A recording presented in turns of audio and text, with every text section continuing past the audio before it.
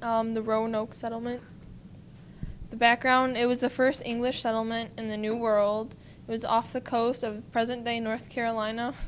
It was founded by Sir Walter Raleigh in August of 1885, and both of the colonies there had around 100 people, and the first colony lasted only 10 months.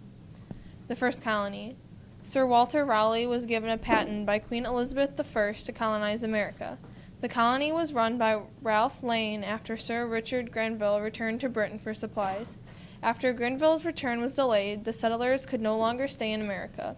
They abandoned their settlement and boarded Sir Francis Drake's ship and went home.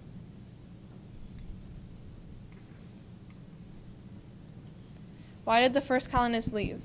The first colonists did not know what they were getting themselves into, nor were they very intelligent.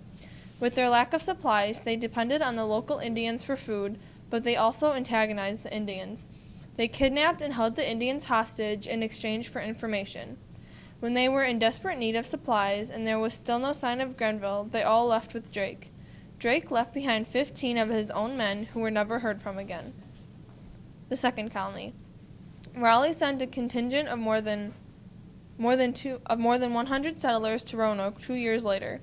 John White was the leader of the group. John White's daughter, Eleanor Dare, gave birth to the first child born of European parents born in the New World. Her name was Virginia Dare. Deserted. John White went back to England to get his people more supplies. His return to the colony was delayed by the war with Spain. There were no ships to spare. When he finally returned 3 years later, in 1590, he found the colony completely deserted. Croatoan. There was absolutely no trace of the colony except for the word Croatoan carved into a tree. Croatoan was the name of the island just south of Roanoke that was inhabited by Indians of perhaps the same name.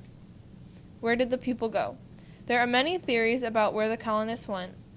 They died of natural causes or Indian attacks. They tried to sail back to England on their own and got lost at sea. They met with Spaniards who marched up from Florida. They moved farther inland and absorbed into friendly Indian tribes, but no one can be certain where they actually went.